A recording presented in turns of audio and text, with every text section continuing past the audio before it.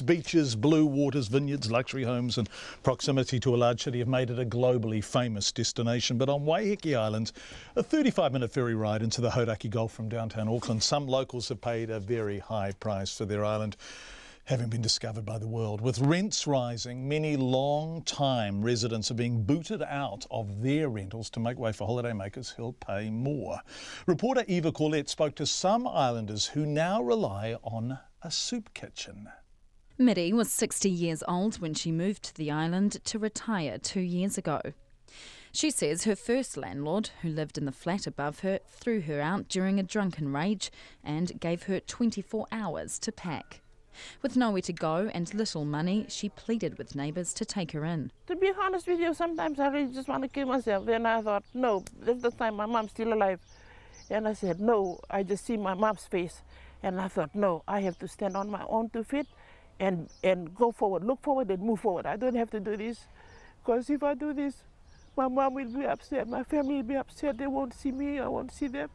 And I said, no, I have to be strong. Eventually, the Living Waters Church in Surfdale rented Miri a cabin on their grounds. Flower pots dot the front of her new home, and the single room is stacked to the ceiling with her belongings. It's small and, on a hot day, stifling. She pays $200 a week to live there, which includes bills and shared facilities.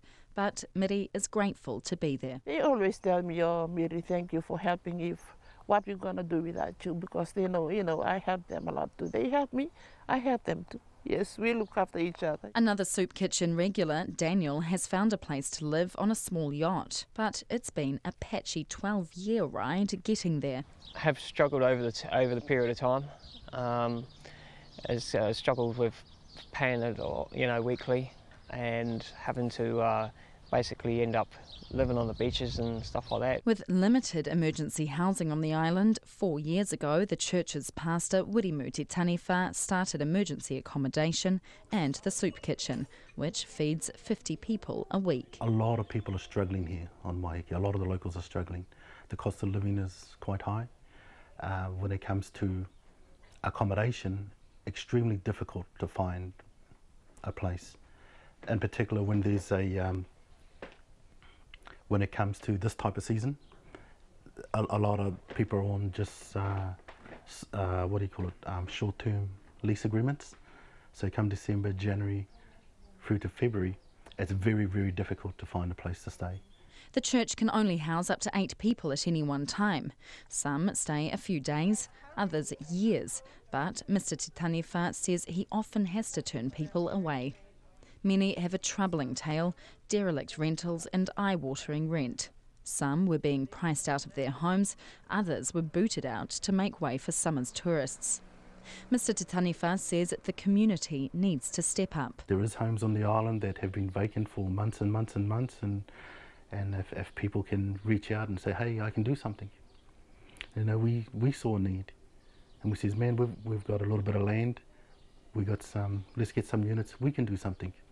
And if other people on the island says, hey, I've got a little bit of land, maybe I can do something, it'll help. The director of the new Waiheke Community Housing Trust, Paul Carew, says supply isn't an issue, but affordability is.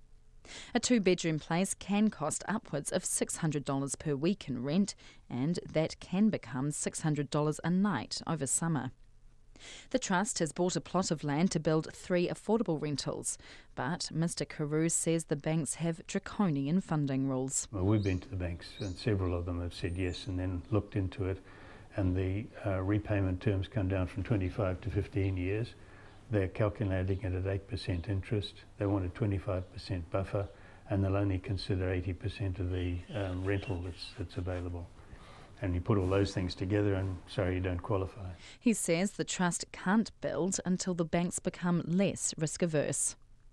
Local board member and third-generation islander Paul Walden says the desirability of Waiheke life is driving up house and rent prices. It's very difficult for people to actually, grow up and live through this community and, and maintain it as somewhere they can live.